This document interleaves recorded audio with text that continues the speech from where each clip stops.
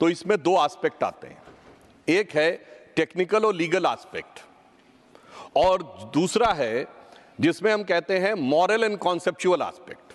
यानी एक प्रश्न है कि किस प्रकार से हम इस प्रवृत्ति को रोक सकते हैं, उसके लिए वैधानिकता का आयाम, यानी कैसे रूल्स, रेगुलेशंस और टाइट और स्पेसिफिक बनाए जा सकते हैं। परंतु उसी के साथ साथ जैसा भी जयराम रमेश जी ने कहा कि ये केवल और केवल लीगल एस्पेक्ट पे नहीं हो सकता, इसके साथ एक मानसिकता का आयाम भी है।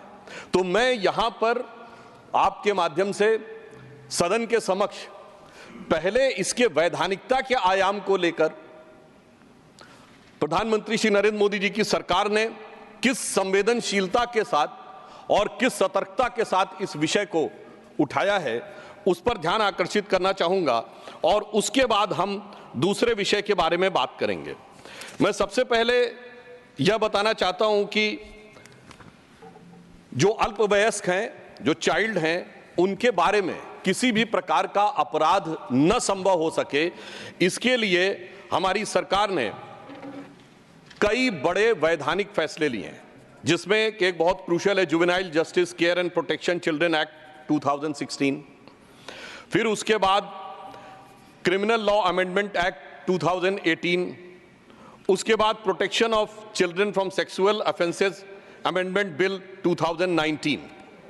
और ये सारे कानून प्रभावी ढंग से लागू हो सकें, इसके लिए भी जो फंक्शनल अरेंजमेंट करने थे, यानी व्यवहारिक व्यवस्थाएं करनी थी, वह भी सरकार ने किया है। जैसे मैं उदाहरण के लिए बताना चाहता हूं, 29 अगस्त 2024 को एक शी बॉक्स लॉन्च किया गया है। This is an IT platform streamline the process of addressing the complaints of sexual harassment and also of the sexual harassment of the women at the working place. इसके साथ साथ एक helpline की व्यवस्था भी सरकार ने की। एक इंटीग्रेटेड चाइल्ड हेल्पलाइन है जो 669 डिस्ट्रिक्ट्स में 669 डिस्ट्रिक्ट्स में ऑपरेशनल है, और लगभग सभी यूनियन टेरिटरीज और IT को इसमें हमारी यूनियन टेरिटरीज और स्टेट्स को कवर करके रखा हुआ है। इसके साथ साथ जो मैंने कहा कि वैधानिकता के साथ मानसिकता से लड़ना भी एक चुनौती है, इसके लिए मंत्रालय ने, माननीय मंत्री महोदय यहां पर उपस्थित हैं, मंत्रालय ने एक कैंपेन चलाया है, that is child marriage free India. क्योंकि जब हम बात करते हैं किसी भी प्रकार के सेक्सुअल अब्यूज की चाइल्ड की, तो उसमें हम ये नहीं कह सकते कि हम कोई ऐसा एक लीगल कवर प्रोवाइड कर देंगे कि जिसकी वजह से हम कह सकते हैं कि साहब यह प्रक्रिया तो एक मैरिज का पार्ट हो गई, तो इस कारण से इसकी आवश्यकता नहीं है। अब मैं यह बताना चाहता हूं कि किस प्रकार से हमारी सरकार ने आने के बाद जो प्रयास किए हैं, उसमें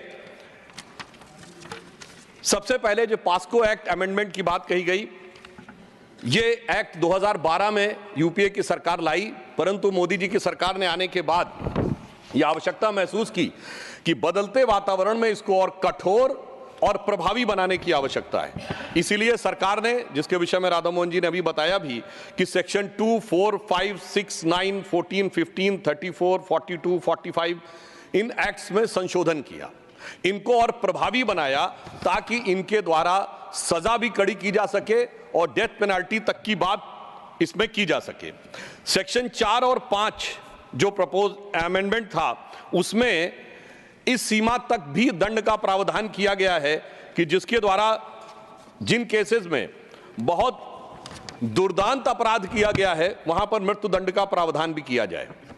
इसके अतिरिक्त सबसे बड़ी बात यह थी, सेक्शन 14 और section 15 of the POCSO act 2012 was also amended to address the menace of the child pornography। क्योंकि ये एक ऐसी चीज, जिसका भी उल्लेख कर रहे थे अग्रवाल साहब, ये एक ऐसी चीज है जिसने पिछले 12-15 वर्षों में ज्यादा भयानक और गंभीर रूप धारण किया है।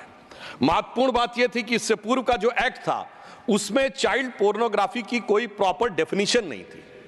तो जब ये एक्ट आया, तो हमारी सरकार ने उसकी एक प्रॉपर सटीक डेफिनेशन की, ताकि उसको सही ढंग से डिफाइन किया जा सके और उसके द्वारा अपराध करने वाले किसी भी व्यक्ति को बचने का कोई रास्ता न मिल सके। तो जो डेफिनेशन की गई है वो मैं बताना चाहता हूं, any visual depiction of sexually explicit conduct involving a child which includes the photography, video, digital, even computer generated image is indistinguishable from the actual child. इसके साथ आगे उसमें ऐड किया गया additionally an image created, adapted, modified to depict a child would also be treated as child pornography. ये जो act में ये प्रावधान किया गया है सभापति महोदय, ये और भी प्रभावी बनाने के लिए था, क्योंकि आज हम आर्टिफिशियल इंटेलिजेंस के दौर में आ रहे हैं और बहुत सी ऐसी चीजें हैं कि किसी का भी चेहरा लगाकर किसी भी प्रकार की एक दूसरा किसी के बारे में एक छवि खराब करने और उसे मानसिक रूप से प्रताड़ित करने की व्यवस्था की जा सकती है। तो उसके लिए भी और इसमें आगे व्यवस्था ये की गई, this would also include the cartoons, animated pictures and others. अर्थात ये एक प्रभावी और व्यापक परिभाषा चाइल्ड पोर्नोग्राफी की इसमें करने का यह प्रयास किया गया, ताकि आने वाले समय में किसी भी प्रकार की कोई भी कानूनी लूपहोल का फायदा व्यक्ति ना उठा सके। परंतु मैं यहां कहना चाहूंगा सर, जब हम कानूनी दृष्टि से एक दौर में इसको मजबूत करने का प्रयास कर रहे हैं, तो कहीं कहीं पर हमें बिल्कुल ईमानदारी से विचार करना होगा कि हम कहीं कानूनी कवर देकर तो कोई प्रयास नहीं कर रहे हैं उन चीजों को छुपाने का। इस संदर्भ में उदाहरण देना चाहूंगा, 14 जून 2013 को केरल की सरकार ने एक आदेश जारी कर दिया कि जो भारत में मैरिज की एज लड़कियों की 18 साल है, उसके नीचे की भी मैरिज को अनुमति प्रदान कर दी जाए। मैं विनम्रता से पूछना चाहता हूं कि क्या इस प्रकार के आदेश को पारित करना, क्या चाइल्ड के सेक्सुअल अब्यूज को कानूनी जामा पहनाना है या नहीं? फिर भारी विरोध हुआ महोदय। उस समय यूडीएफ की सरकार थी, वर्तमान एलडीएफ की सरकार नहीं थी, मगर भारी विरोध हुआ। तो फिर 27 जून 2014 को उन्होंने अमेंडमेंट किया। और क्या अमेंडमेंट किया, मैं सभापति महोदय ध्यान में रखा, वो कहते हैं ये 28 जून 2014 से पहले के जो विवाह हैं उनको करेगा, आगे नहीं लागू होगा। मैं यहां कहना चाहूंगा, ईमानदारी से इस पे विचार करिए। आप वोट बैंक के तुष्टीकरण के आधार के ऊपर चलते हुए अगर एक नजरिए से कानूनी जामा पहनाने का प्रयास करेंगे बच्चों के साथ होने वाले सेक्सुअल अब्यूज को, आप कहेंगे कि साहब मैंने इसको मैरिज का रूप दे दिया, तो यह सर्वथा गलत है। इसलिए मैं कहना चाहता हूं कि जब इस विषय पे विचार करना है तो ईमानदारी से विचार करना चाहिए। यहां मैं दूसरा उदाहरण देना चाहता हूं। हम सब जानते हैं, हमारे यहां ऐसी तमाम समाचार आए, जिसमें एक का मैं उदाहरण देना चाहूंगा। हैदराबाद में अनेक ऐसे उदाहरण हैं कि छोटी छोटी बच्चियों को विदेश से लोग आते हैं और टेक्निकली मैरिज करके प्रैक्टिकली उन्हें खरीद कर ले जाया जाता है सिर्फ सेक्सुअल अब्यूज करने के लिए। यह मैं घटना बताना चाहता हूं कि एक घटना है, ये भी 2013 की घटना है, 2014 की घटना है कि हैदराबाद में क्लास 8 की बच्ची है जिसका नाम है नूरजहां। वो स्कूल आती है, अचानक कुछ दिन के बाद वो आना बंद कर देती है। उसके साथी लोग पूछने का प्रयास करते हैं कि वो कहां गई, क्या हुआ, तो पता चलता है कि उसकी शादी कर दी गई है। और शादी जिससे की गई है वो 65 साल के व्यक्ति हैं। अब सुनिए इसके बाद, परंतु मुझे इस बात के ऊपर let him complete then. ये ऑफिशियल केस है, ये ओपन हो चुका है, ठीक है। यदि इसमें सभापति जी यदि इस विषय पे आपत्ति है तो नाम को डिलीट कर दिया जाए, मुझे उस पर कोई आपत्ति नहीं। अब मैं सिर्फ ये कहना चाहता हूं, यदि ईमानदारी से दिल की इच्छा है इन चीजों से लड़ने की, तो आइए और इसके खिलाफ भी आवाज उठाइए। फिर मैं दूसरा उदाहरण देना चाहता हूं।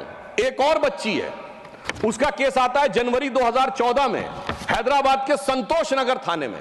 और इतनी आश्चर्यजनक बात उठ के उभर के सामने आती है कि एक 16-17 साल की बच्ची आकर शिकायत करती है। किस बात की शिकायत करती है सभापति महोदय, पूरे सदन का मैं ध्यान आकृष्ट करना चाहूंगा कि उसकी 5वीं शादी की जा रही है। 16-17 साल की आयु में उसकी 5वीं शादी की जा रही है। यह शादी के नाम के ऊपर अगर देखा जाए तो एक व्यक्ति से दूसरे व्यक्ति से तीसरे व्यक्ति को, और वह यह भी विवरण देती है कि इसमें कितने पैसे का लेन देन हुआ है। अगर सेक्सुअल अब्यूज की बात करनी है चाइल्ड के लिए तो मेरा मानना है पूरे ओपन माइंड से बात करिए और पूरी ईमानदारी से बात करिए, तो मेरे विचार से दूध का दूध पानी का पानी होगा। क्योंकि यदि मानसिकता से लड़ना है तो मानसिकता के ऊपर कोई राजनीति की संभावना नहीं होनी चाहिए, मानसिकता बिल्कुल ईमानदारी से होनी चाहिए।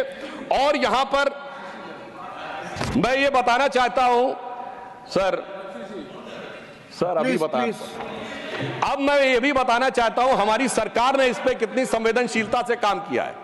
हमारी सरकार ने चाइल्ड अब्यूज को रोकने के लिए 3500 केसों के मामले में इंटरपोल की मदद ली है।